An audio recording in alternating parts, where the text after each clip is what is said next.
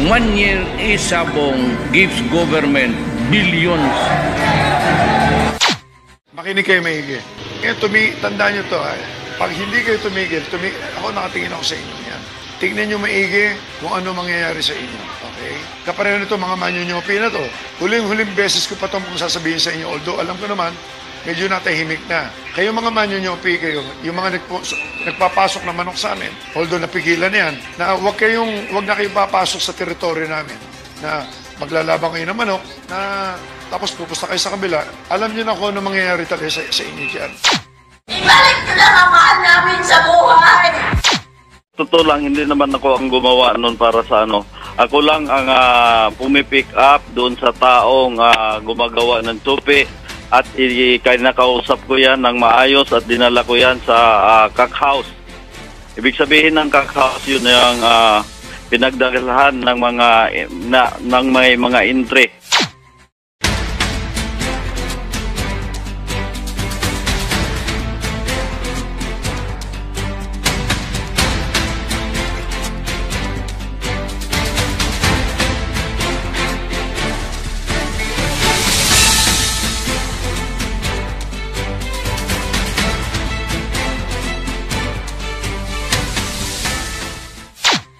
We will not stop. Kasi pag kailangan ituloy talaga kailangan tapusin yung trabaho. We're here to make sure that there are no human remains, or if ever there are, to find them. So until masasabi natin na talagang wala or talagang meron, hindi tayo titigil.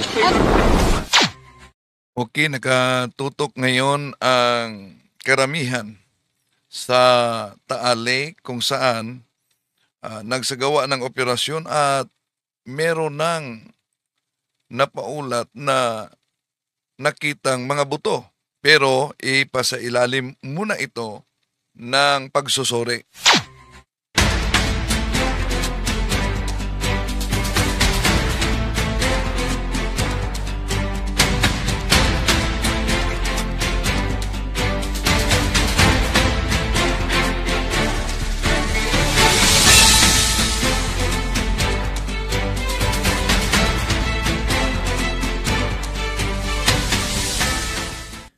Isang nakakilabot na tagpo ang nadiskubre ng mga otoridad kahapon sa baybayin ng Taal Lake sa bahagi ng Laurel, Batangas, kung saan natagpuan ang mga kalansay batay sa sinabi sa saksing si Dundon. May natagpuan na mga kalansay na isinilid sa sako, pero sa ilalim pa ito sa pagsusuri kung ito ba talaga ay buto ng mga tao. So, shout out muna. Palagi nagsubaybay daw sa atin sila si kapatid na Juniper Quizon, si Arlene Quizon, si Mercy Miheo, Dairis Daco, si Mylene Kabatungan, at sa lahat ating mga nagsubaybay dyan sa Suminot. No? Welcome sa ating live streaming, at kung bago ka lang sa ating channel, inanyayahan din natin, huwag kalimutang pindutin ang like sa ating live, at huwag din kalimutang mag-subscribe at pindutin ang bell button para updated kayo, mag-comment at i-share ninyo. Patuloy natin na nakamonitor kaugnay sa pagkawala sa mga sabongeros matagal na, no? At yung paglitaw nitong saksi, mga kapatid, na may pasabog siya. At yun, isinagawa talaga ng mga otoridad ang hanap sa mga sinabing doon itinapon, at may nakita na. Kung maalala ninyo, noon nagpasalamat si Atong Ang kay dating Pangulong Rodrigo Duterte noong si dating Pangulong Rodrigo Duterte pa ang nakaupo, dahil binigyan sila ng pagkakataon kaugnay sa online sabong. Gusto ko pong magpasalamat sa ating mahal na Pangulo at sa PAGCOR na binigyan kami ng pagkakataon na makapag-operate po ng isabong. We are not limiting our investigation because we need to corroborate yung mga statements just to conduct fact-checking also and to vet kung ano yung mga information being provided by alias Totoy, because we cannot be heavily relying on one source only. We have to validate and vet yung ibang mga statements niya. Baka mauna na sila doon at alisin yung mga posibleng remains and possible pieces of evidence na maaari pa nating ma-recover to help us give closure dito po sa mga kaso po ng mga missing sabongero. Gusto natin maging airtight po yung mga kaso kasi once nilalabas po natin lahat ng ebidensya, lahat ng ginagawa po natin ay napapreempt po natin at binibigyan natin ng pagkakataon yung mga posibleng suspect at mastermind para itago o maitago nila yung mga posible pang ibang ebidensya po. I will be forced to reopen the investigation. Hindi masiguro mag-disappear yung ganun laking 34 na mga tao kung walang nasa likuran dyan na very influential. Sir, meron pong sinasabi si PNP Chief na meron daw pong 15 na policemen ngayon in restricted custody. Sir, may pinafollow lang kami ngayon na parang leads. Sir, kilala po ba sila? Ano po Yes, kilala ko yung dalawa na yan. Sila po ba yung nasa listahan, sir? Mahirap kasi magsalita dahil hindi pa rin pinangalanan ni Sir Torre para rin sa kasiguridad din siguro ng pamilya nila. Sir, yung police colonels na ito, ano po yung role na piniplay nila dito sa missing sabongeros? Sila nga, katulad ng sinabi ko nakaraan, sila yung kumukuha doon sa sabungan. Okay. Sir, meron din po sinabi kanina umaga si PNP Chief na posibleng hindi lang sa Taal Lake dinidispose sa mga ito. Sinabi ko na nga, pagdating sa akin, putol talaga yun. Kaya si PNP Chief, ano naman talaga yan, hawak naman yan lahat. Siguro nga, mayroon din gawa sa sobrang dami na missing sabongero. Okay. Minsan, araw-araw, sunod-sunod. Kaya siguro, mayroon. Grabe, araw-araw, sunod-sunod. Sa nalaman niya, mahigit 100 ang itinapon daw. At ito ang isinagawa ang operasyon ngayon para makita yung sinasabing itinapon. Meron din po information na may mga NBI daw pong involved, sir. Gusto po namin malaman ano po may ranking officials po ba ng NBI talagang involved? Katulad ng sinabi ko, nililink lang talaga yung NBI pero walang NBI na involved niyan. Director Santiago, sir, wag po kayo magpadala.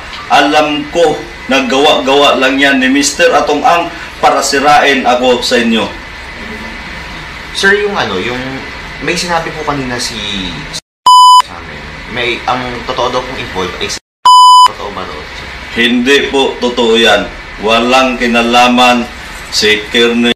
Pero ang kaugnay sa napaulat na NBI, naalala nyo ba yung video na inilabas ni Atong Ang?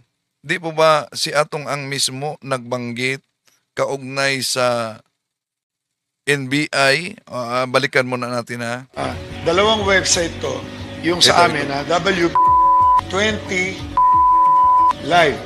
Ito yung tinatayaan nyo na website namin. Kaya kayo nakakataya dyan dahil mayroong mga agent, master agent, lahat ng klase ng agent. So, ang ibig sabihin yan, ito ang original namin na 1 taon na natin tinatayaan yan. More or less, andyan yan. Ngayon, yung mga agent na yan, nag-double agent, triple agent, pwede naman sila mag-double or triple agent as long as ang ibinebenta nila, hindi nila niloloko mga tao. Yung mga under ng PAGCOR, dapat yun lang sila. Hindi yung nagnanakaw sila ng palabas, niloloko nila mga tao, ganito nila kayo niloloko. Kayo ngayon, alam ko, ginagamit nyo ngayon ito. Lahat ng tumataya sa W27, tingnan nyo maigi. Itong W na merong dash sa gitna, illegal yan. Tingnan nyo ang ginawa ng mga tarantadong yan. Pinareho nila, pareho lahat, ninakaw nila ang video namin, gumawa sila ng domain, lahat pare-pareho, yung mukha niyan, lahat pareho. Nagsama-sama kasi ang ilan sa grupo, yung mga agent na yan. Tingnan mo kung gano'ng katarantado ginagawa nyo. Ito ang binibenta nila. original. Tapos sasabihin nila, lumipat muna kayo dito. Hindi alam ng mga mananaya, ng mga nanonood, na illegal na pala ang tinatayaan nila. Kumbaga sa ano, ito ang tunay na kumpanya na ang kumpanya natin na nagbabayad ng tax, nagbabayad sa PAGCOR, nagpapagamot ng mga tao, lahat ng klase ng taxes, binubuhay ang industriya, gumawa sila ng isang kopya para magnakaw itong mga tarantado na itong mga agent na to. Nakita mo ngayon, yung mga iba hindi na maka-withdraw. Tinayaan ng mga CIDG at saka NBI ngayon. Yan. CIDG at NBI. So, una sa bidyong ito na lumabas, unang nagbanggit kaugnay sa pagdawit sa ahensya ng NBI ay si Atong Ang mismo. Hindi na maka-withdraw. Subukan nyo mag-withdraw. Hindi kayo makaka-withdraw, hindi kayo makakapasok. Pinapaliwanag lang namin ay yung mga gago ngayon. Lahat yung mga website na yung mga agent na yan, tandaan nyo to. Ganito lang kayo maiipit eh. Gumagamit kayo ng GCash, Paymaya, lahat ng payment system. Huwag nyo kakalimutan, meron kayong ID, meron kayong mga address, meron kayo lahat dyan. Nakuha na ng mga CIDG yan, NBI. Ayan, nakuha na ng CIDG at NBI. No? So, unang nagbanggit kaugnay sa NBI ay si Atong Ang talaga. Bago pa pumutok, dahil itong bidyong ito, lumabas umano ito bago nawala yung mga missing sa Bungeros. Ngayon, meron kasing interview ni NBI Director Santiago na hinahamon niya itong si Dundon, pangalanan mo kung sino ang nasa NBI. Kaya ito nabanggit sa interview ni Dundon ang kaugnay sa NBI. Yan si kaya lang gusto niyang siraan. Alam ko yan dahil ICU na ang pinalitan niya. Yan si kaya natanggal yan. Nanghingi ng 1 million yan.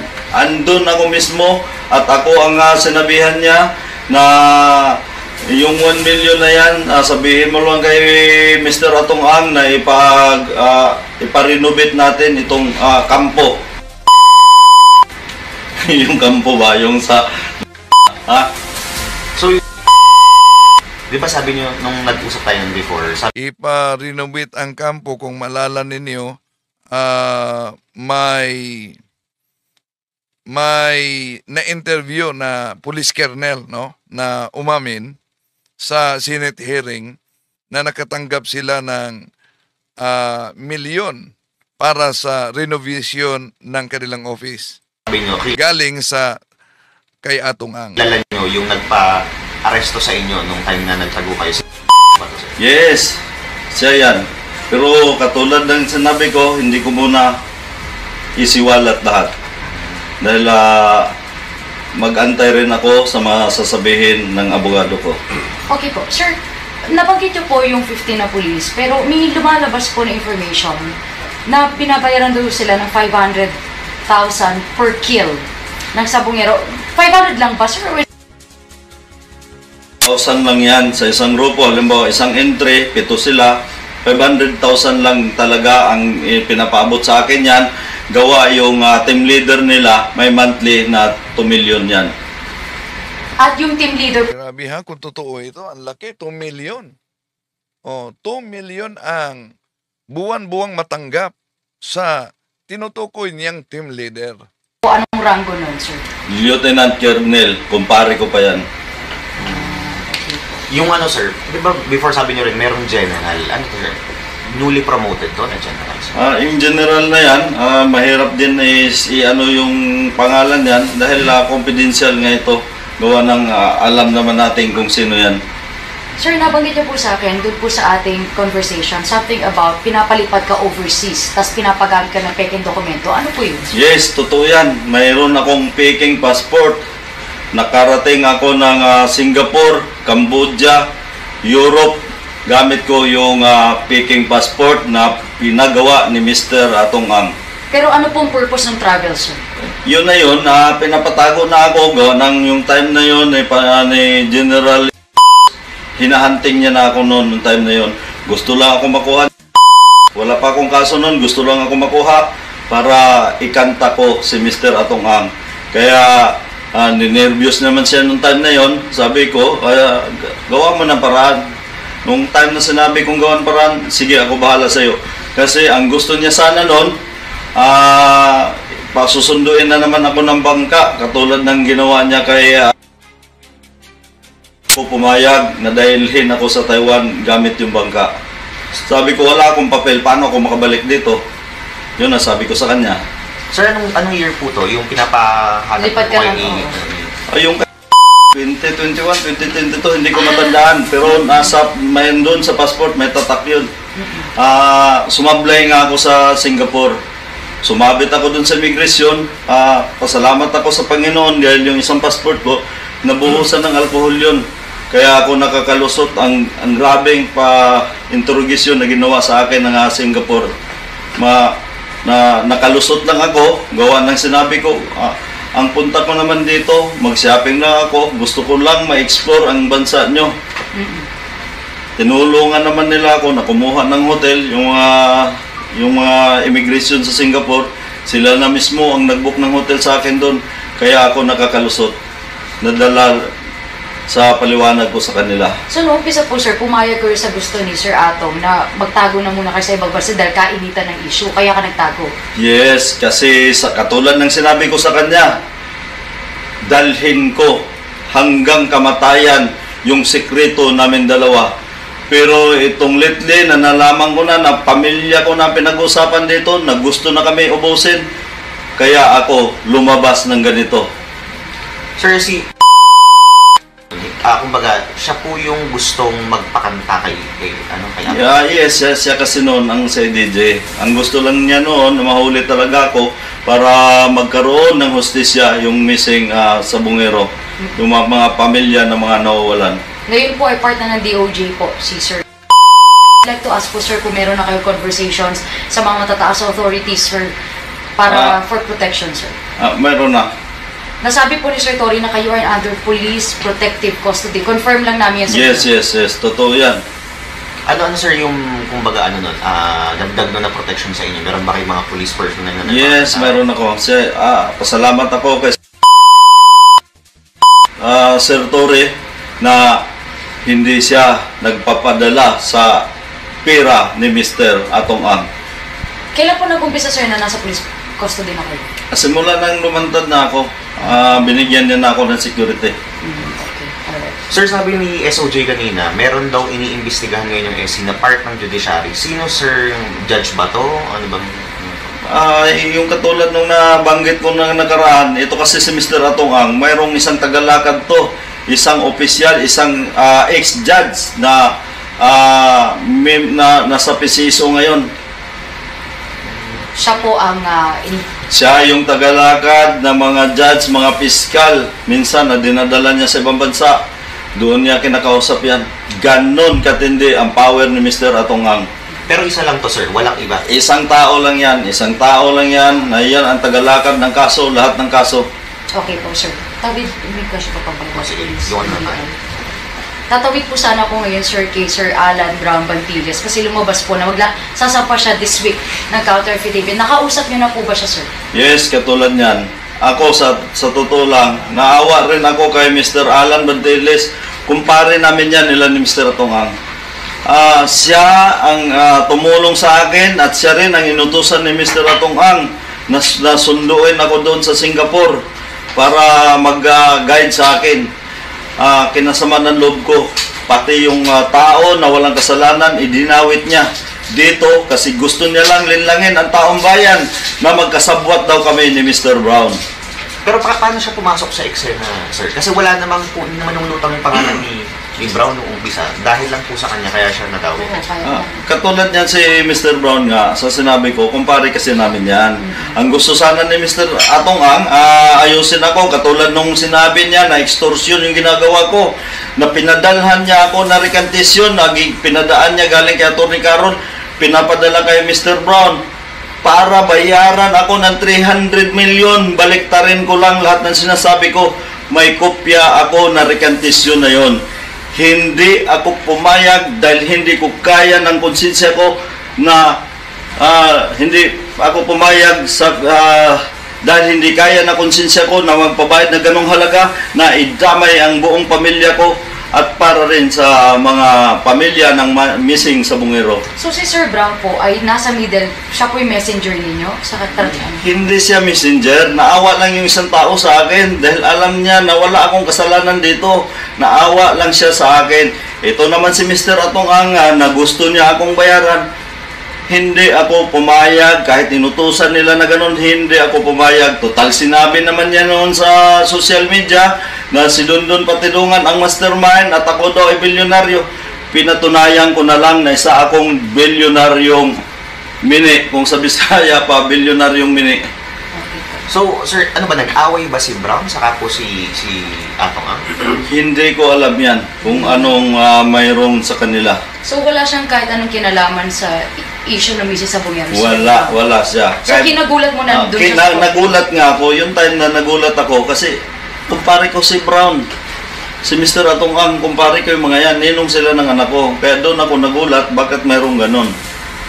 Sir, yung yung mga lumalabas nga po sa mga photos na kasama ni Mr. Brown na congressman, senator, siguro paglilinaw na lang din po sa part niya. Sa ganyan, wala akong idea niyan. Dahil hindi naman ito ordinaryong tao si Mr. Brown. Businessman din ito. Australian citizen din to.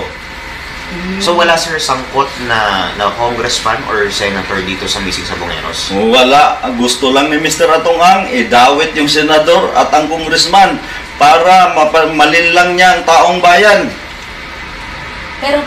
Meron pa po ba kayo hinihintay na mga ebidensya? Sir, kailan tayo magpo-file ng ating pong sworn affidavit? Ang gusto kasi ni DOJ na hindi putol, kailangan buo ang lahat. Pero inaayos na ng CIDJ. May partial na akong naipasa na dokumento kay DOJ. Sir, yung mga victims, yung family ng mga victims, nakakausap nyo rin po ba sila? Through telephone, nakausap ko sila. Last time, nakausap ko yung pamilya ni Jun Lasco, yung kapatid. Okay. Sir, yung dito, meron pa po ba tayong ibang mga key players na malalaking pangalan na tinitingnan na pwede pang ma-reveal sa future pa? Basta lahat yan, mayroon akong kopya niyan. Ayun. Mayroon akong idagdag ha,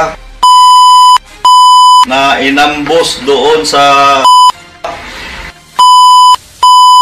na ngayon pinapatayo ni Atong Ang sa halagang 2 million. Swerte rin na nabuhay, hindi namatay. Ngayon, sabi ko nga sa kanya, para mapatunayan ko lahat ng sinasabi ko, sana lumutan ka na rin, magsalita ka na rin kung sino ang nasa likod nito. At alam niya, ngayon, na-imbestigahan niya, mayroon isang tao na parang inambos, alam niya kung sinong tao.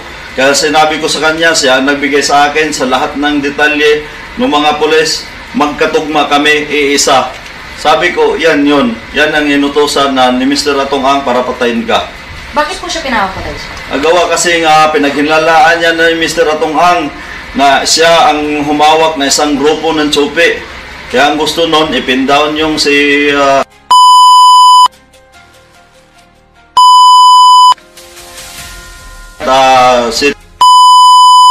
para hindi na kayo mahirapan. Kung gusto nyong kausapin, willing din siya magsalita. Sir, kayo po ba ay willing naman? Ay lumabas na, no? Siguro mamaya iparinig natin na bagong saksi ang lumabas na naman kaugnay sa mga isyu sa missing Sabongeros. Po magsampa ng kaso naman kila Atong Ang. Ang dami po mga allegations. Yes, ngayon inaayos lang na abogado ko para panawagan ko kay Attorney Kapunan. Attorney Kapunan, iniidolo kita noon nakikita ito sa TV, iniidolo kita dahil ikaw ay pumanig sa mga mahirap. Ngayon nakita ko, isa ka rin palang bayaran na attorney. Tinanggap mo na siraan ako, na ako kriminal, ako mamamatay tao. At para malaman mo lang, yung ginamit ni Mr. Atong Ang na mag-witness against sa akin, sila yung nagbitbit nung taong missing sa Bungero. Yung dalawa na yun. At saka yung kalipin nung bakla noon sa isang shopping center. Kaya alam ko lahat yan. at saka yun ang ginamit niyang witness against sa akin. Mga tao ko lang yan. Dahil nababayaran niya itong ang ng pera, bumabaliktad yan.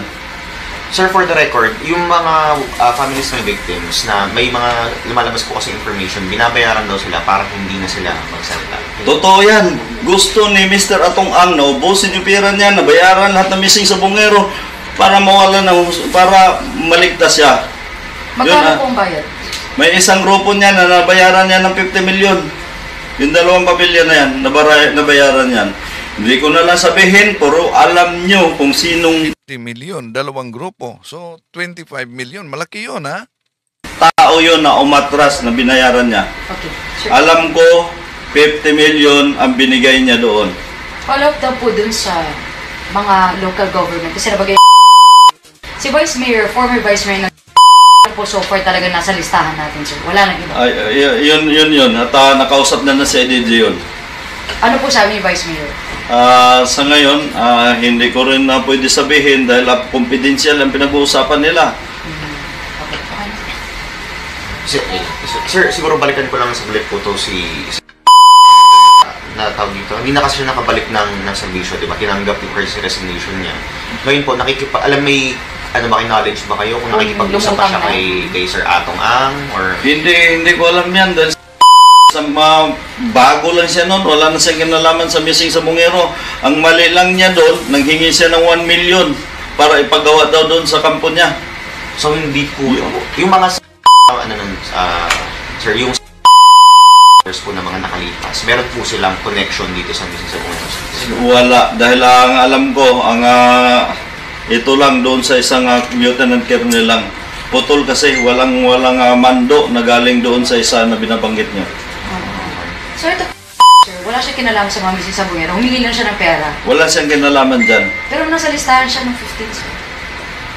Hindi ko alam yan. Basta ako, ang alam ko dyan na wala nga akong inano na kasama siya dyan. Salamat po. Itong mga media na kausap ko, bayad daw ito, bias daw ito. Kaya hindi against ako doon sa lahat ng sinasabi mo, Mr. Atongan. Dahil kilalang kilala kita, pati baho mo. Ikaw yung taong bumabayad ng medyang bayaran. At ikaw rin ang nagpa-expose sa akin sa social media. Kumuha ka ng tao para i-post ako, para siraan ako, para maging malinis ang pangalan mo. Ulitin ko, sino ba yung pagpaniwalaan ng tao? Itong tuta o itong nanay ng tuta? 'Di ba?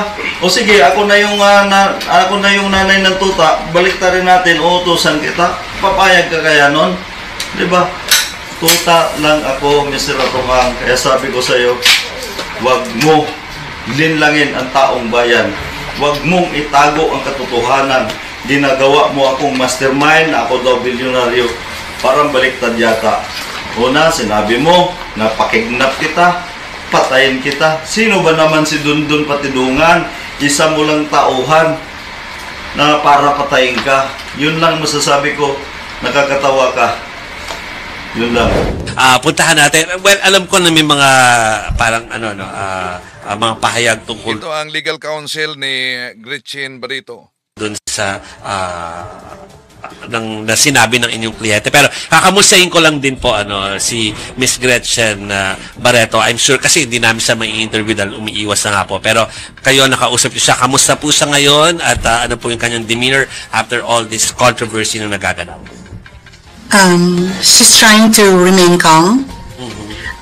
Of course, concerned siya. Sino ba naman nang hindi mababahala doon sa mga aligasyon na napansin ko lumalaki at lumalaki. Ini-embellish.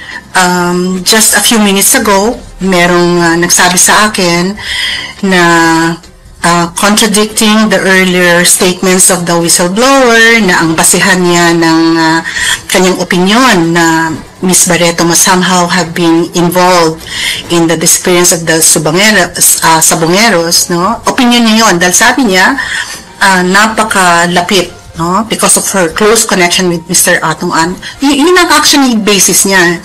And then lumalaki. nung originally, sabi niya, mastermind, meron siyang name na mga 3 tao lamang. May sabi si Dondon na si Gretchen daw ay kasapi sa tinatawag nila na alpha. Ano ba yung alpha na yan? At ang sabi niya, may alam lang si Miss Gretchen Barreto. Dapat may alam siya dahil she's so close with Mr. Atong Ang. Nung biglang kahapon, bago ko matulog, napansin ko na sinabi, mastermind na raw si Miss Gretchen Barreto. And then meron siyang sinasabing may mga meetings raw kung saan ina-explain raw ni Mr. Atong Ang na kailangan may gawing ganito. Tapos a few minutes ago, as I said, somebody told me, umiba na naman yung kwento. Ngayon raw, nagkakaroon ng meetings kung saan raw nagkakaroon ng botohan kung sino ang mawawala. Hindi siya nakakatawa. Pero kaya ako napapan kasi napaka-absurd lalo kasi, kaya sabi ko nga, sige, magsalita na lang siya kasi habang nagsasalita siya, lalong lumalabas na nang-invento, di ba? Na siguro may nag-advise sa kanya na Mr. Whistleblower, hindi ho suffisyente, naniniwala kayo na dahil malapit si Miss Barreto kay Mr. Atong Ang, hindi ho yun ebidensya. So siguro may nag-advise sa kanya, mag-isip naman kayo ng merong koneksyon. So, nag-iba yung kanyang kwento, nag-i-evolve from a mere witness, somebody who knows, biglang naging mastermind, tas ngayon, may meetings pa lang na hindi natin alam kung kailan nangyari. Tsaka hindi ba absurd yun? Kung magkakaroon ka ng parang mga ganong klaseng parang pag-uusap, yun ba ay magaganap sa isang meeting? And remember, Miss Gretchen Barreto is just an investor. She's not just one. She's one of about 20 other investors. Ang gusto bang sabihin yung itong Mr. Whistleblower, nakakaroon ng meetings, nagbobotohan sila, kung sino, paano nila malalaman kung sino yung mga, is really absurd. Kaya ang tingin ko doon, lalong nagpapatunay na this is pure invention, it's fantasy, at ang purpose ni Mr. Whistleblower sa pagsangkot kay Miss Gretchen Barreto ay para magkaroon ng interest dito sa kwento na ito at may mga makinig sa kanya. It's unfortunate. It's not fair. It's a baseless accusation. Unfortunately, Miss Barreto is such an interesting personality. Maraming nag-aabang kung ano nangyari sa kanya at marami sigurong yung fascinated about what's happening. But it's pure fantasy. It's really unfortunate. Opo. Attorney, para lang ma-set natin yung record po. Personal na kakilala ni Miss Gretchen Barreto itong mga whistleblowers na alias Totoy at alias Brown. She knows them because Miss Barreto has been actively involved in the sabong, di ba? She got to like the business, di ba? At parang nagpo-promote siya, di ba? May mga videos kung saan siya nagre-release ng mga manok. Yes. And of course, she also maintains her own mga manok, no? Tapos dumalaban, nagbebetcha, minsan nananalo siya, minsan natatalo, but enjoy siya sa game. And the whistleblowers are actually, itong isa, pagkakaintindi ko, he's also an investor. At dahil he's also involved in yung pagsasabong, nakikita sila. Of course, nakikita sila. Kasi matagal yung naintindihan ko, nagulat nga ako na yung sometimes yung mga sessions, mga 23 hours yata, yung tuloy-tuloy yung so nakikita sila. So, yes, she has met him. Pero, she's encountered him. Opo, yung sinasabi po na tangkang pangingikil kay Miss Gretchen Barreto, sino po yung nagtangkang pangingikil and magkano po yung hinihingi if you don't mind? Kasi parang ang alam ko yung kay Atong Ang, yung 300 million yata, hindi po ba? Oo. No, to be ang nangyari dun kasi actually is that yung isang kasama siguro ni Mr. Brown, no. Ang pangalan niya Brown, Alan Bantiles ba siya? Ang tawag nila Brown. Minsan tinawagan na si Miss Gretchen Barreto at sinabi na parang may balak gawin si whistleblower at may pasasabugin rin. And he suggested na tawagin mo na yung asawa ni whistleblower. Magbayad na lang para hindi ka isama doon sa listahan. It never went further than that because Miss Gretchen never called anyone. Hindi nagkaroon ng further discussions because she refused to pay. And it ended with that. Pero dito sa pangingikil o extortion attempt nga po, Attorney Alma, no, meron naman kayong ebidensya na talagang may extortion na nangyari. Like, may details po kayo, evidence po.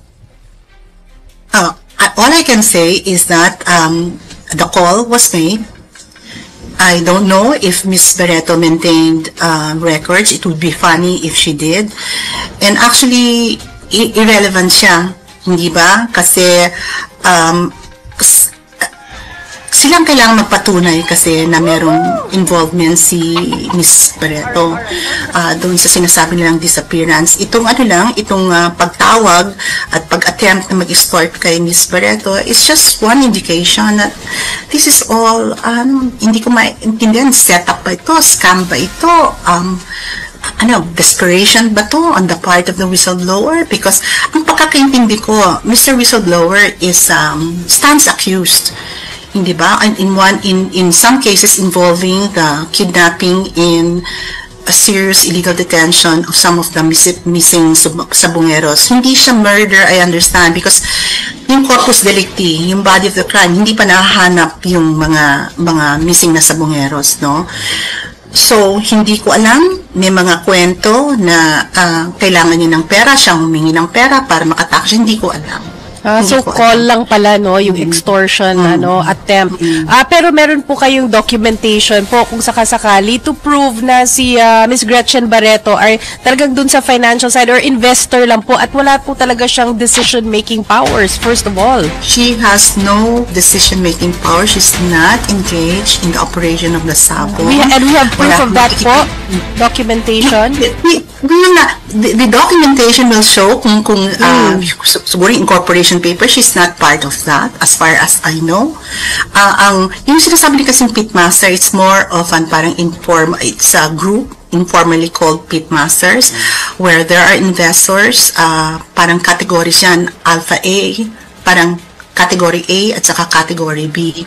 And ang pagkakaintindi ko, yung whistleblower is also an investor for both A and B, as Ms. Barreto also is. And ano po yung... So, surely, ang involvement niya, she enjoys Sabong.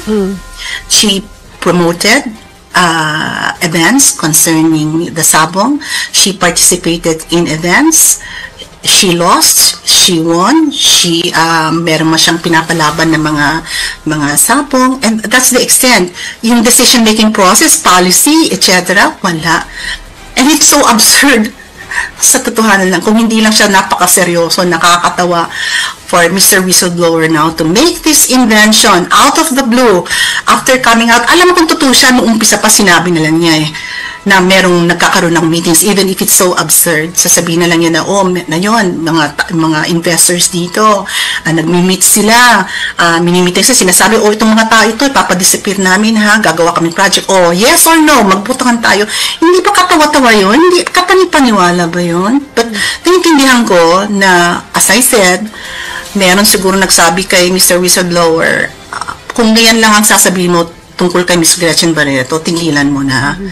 Dahil your opinion, yung speculation mo na dapat meron siyang alam because she's an investor, just one of about 20 investors in Category A, hindi ubra yan. That is not evidence. That doesn't indicate conspiracy, that there are no overt acts. So, nang-invento sila.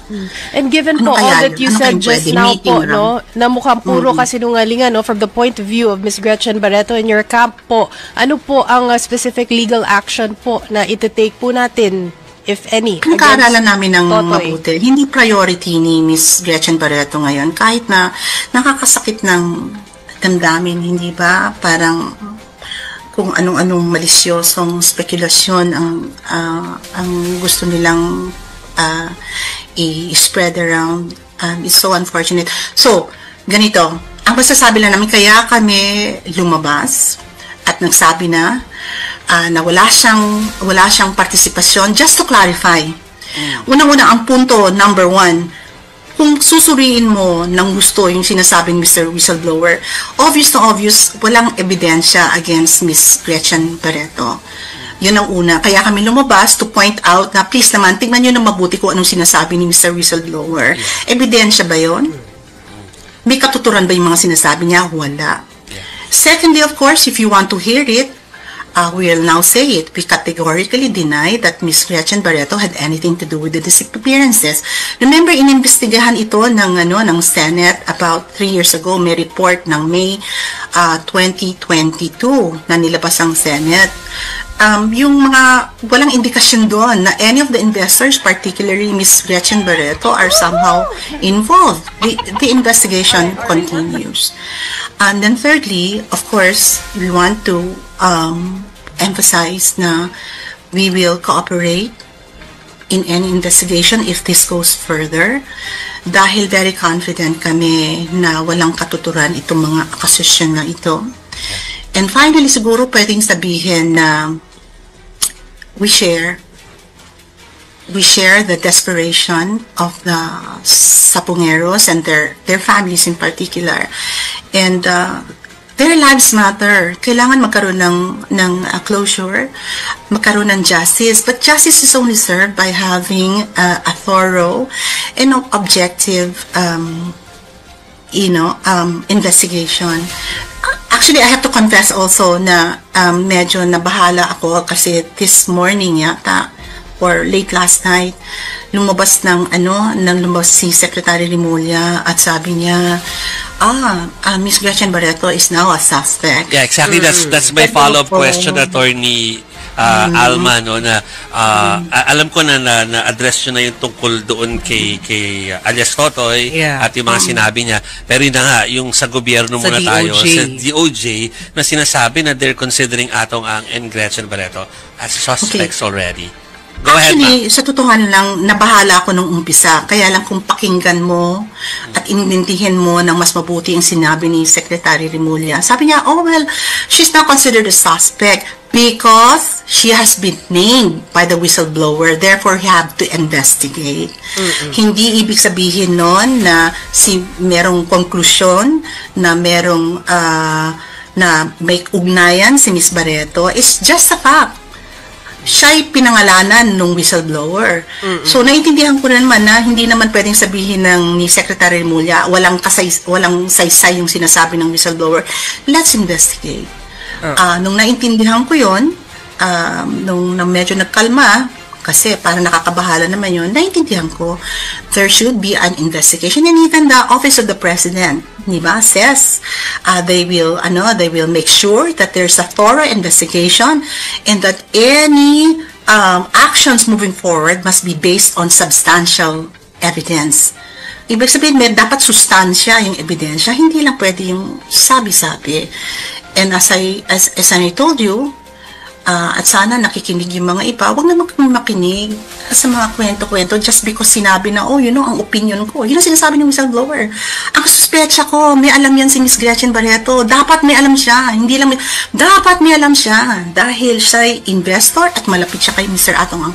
But, Attorney... siya ba yun? May katuran ba yun? Anong klaseng alagasyon yun, di ba? So, let's be fair. Let's be fair. And that's the reason why I'm so confident ngayon.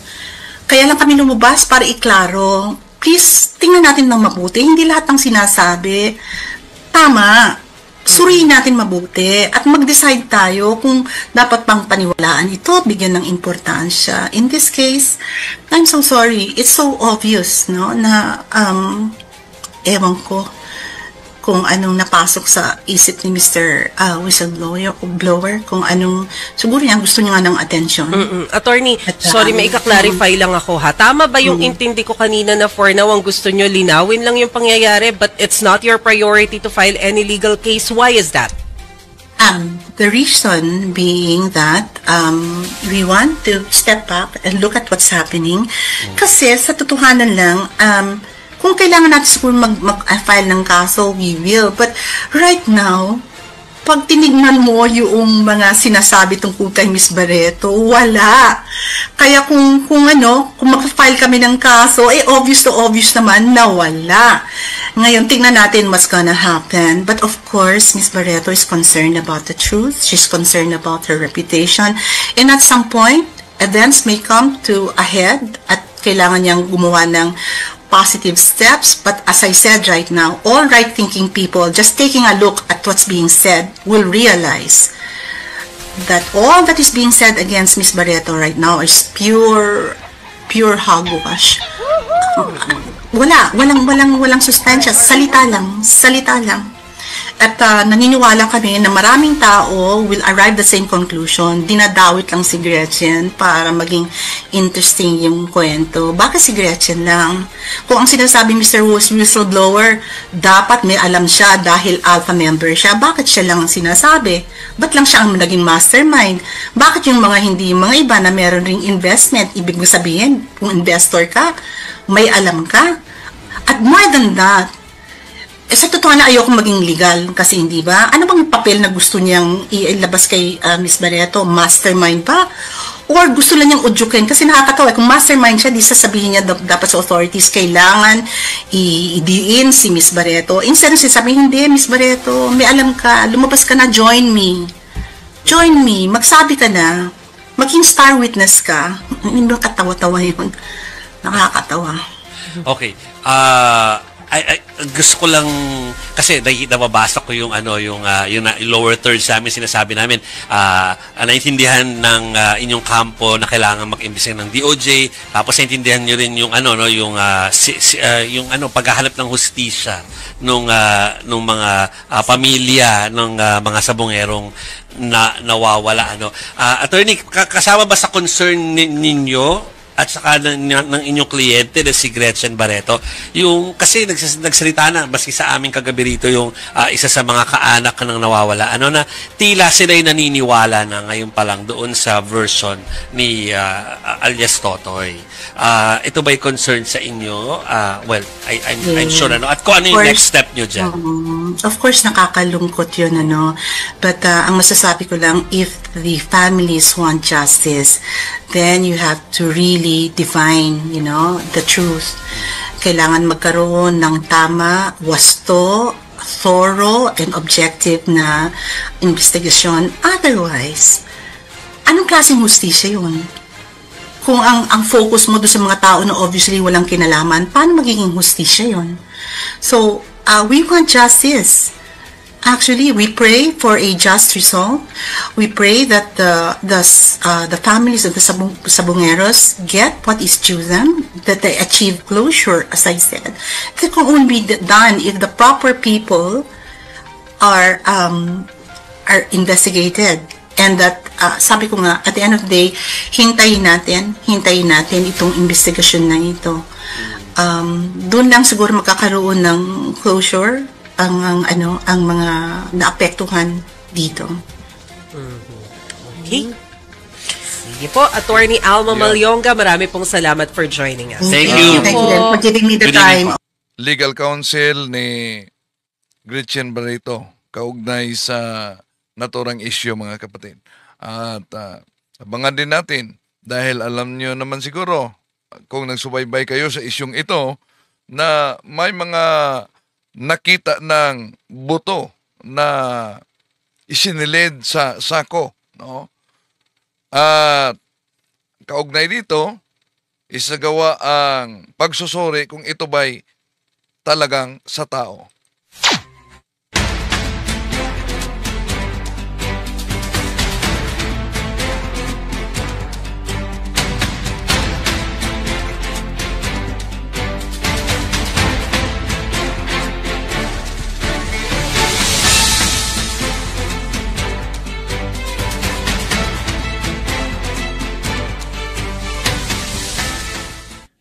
Isang nakakilabot na tagpo ang nadiskubre ng mga otoridad kahapon sa baybayin ng Taal Lake sa bahagi ng Laurel, Batangas, kung saan natagpuan ang mga kalansay batay sa sinabi sa saksing si Dundon. Maraming salamat sa inyong pagsubaybay. Hanggang sa muli, ito inyong lingkod, Brother Rindel Talibong. Bye-bye. To make his message known is our responsibility. So here we are to pledge our lives to the